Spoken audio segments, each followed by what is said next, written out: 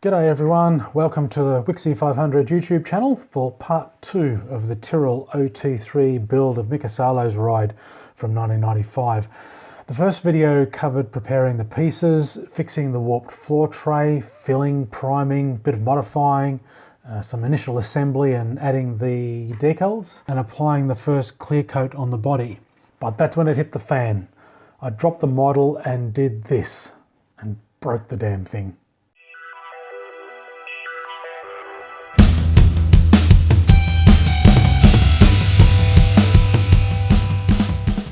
Had a bit of a shunt and it tore off the right hand side pods, fractured the decal here, chipped the plastic, and there was lots of swearing, I can tell you.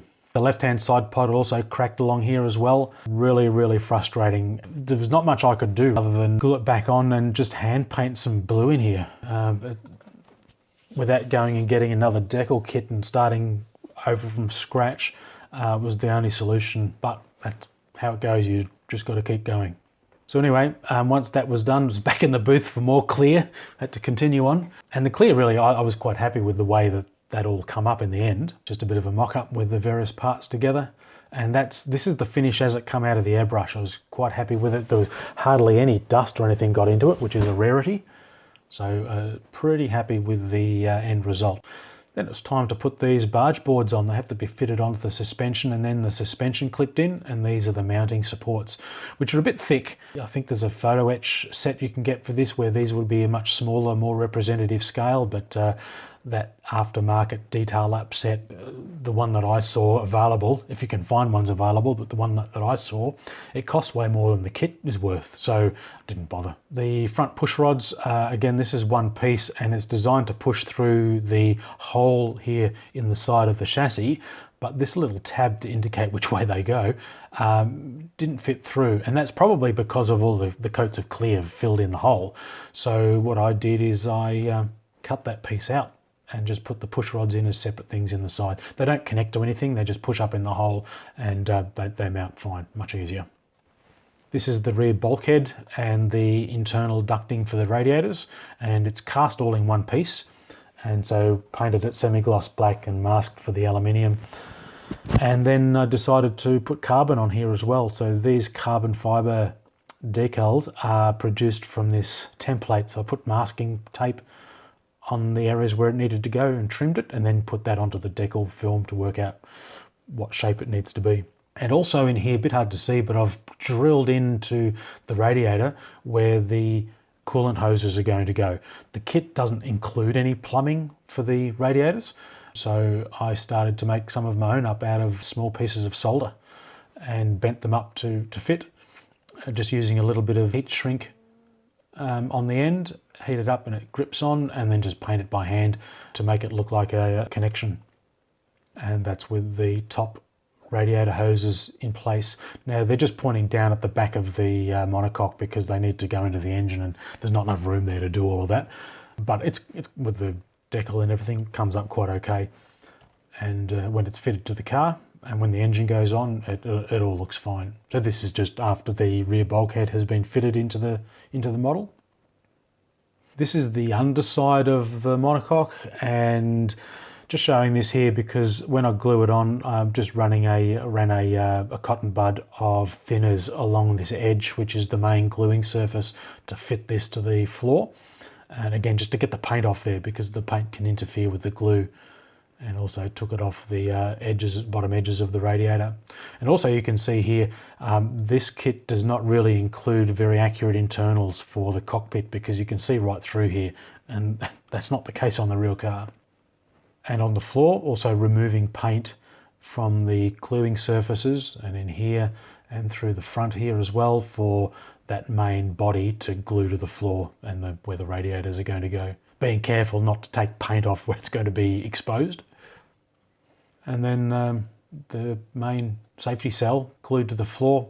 Just use bare metal foil for the heat shielding in here before the engine goes on. And then when we get the engine in, it starts looking like a race car. And with this engine in, there's not much room between the engine and the bulkhead, so you can't really see where these top hoses go to anyway. This is just a side shot of the engine and the lack of clearance, so those solder pieces only just fit. Also drilled out a hole down the bottom here for the bottom hose to go into, and these holes are in there for the exhaust to go in shortly. Again, just bending up solder, working out where the bends need to go, and just using a bit of super glue to put them in. So there's a mount at the top that runs around to the back, and one that goes into the front of the engine. So Tamiya don't include those, which is a bit of a shame, but it's not a difficult job to produce a bit of basic plumbing on these kits. Now these are the exhausts, just been sprayed in a metallic colour, Tamiya LP20, light gunmetal, and just using a bit of clear blue and clear yellow. Rather than using the weathering powders that I've used in the past, I just used some clear blue and clear yellow just to get a bit of this discoloration. And again, I think it's come up quite okay. Now the model does not include anything for the mirror surfaces, it just says to paint these, but I have got this like a mirror decal left over from a 43rd scale Ferrari kit. It was the seat belts, don't know why they'd be reflective, but anyway, it was the seat belt decal, but this is really good mirror material, so all I did is measured up and cut pieces out and pop them into the mirrors. It looks much better than just painting it a silver colour. This is the floor, some metallic colouring for the heat shielding, and use weathering powders to get some exhaust soot exiting the under the floor, and also onto the heat shield on the suspension as well. These are the tyres. I mount the tyres onto the rims first before I put the decals on, just to avoid damaging the decals when you're trying to get the tyres onto the rims afterwards. So put them on, and just making sure that this is all cleaned up. The tyre is, I sand the tyres down first of all to take the mould line off, and then clean any wax and so on that's on the tyres from the factory, and then put them onto the rims ready to start putting the decals on. And then once I've put the decals on, I made up some circular templates out of masking tape to cover over the rim, and then I hit that with some flat clear to help seal the decal in and give more of a consistent texture to the tyre and the decal. So this is the main body now with the wheels off. These support straps here, which are designed to hold the floor up, these are leftover photo etch frets that I just cut and bent to fit. So they're not 100% accurate compared to the struts in the car, but they're better than nothing, in my opinion. Get the wheels on, and again, another model that sat nice and flat.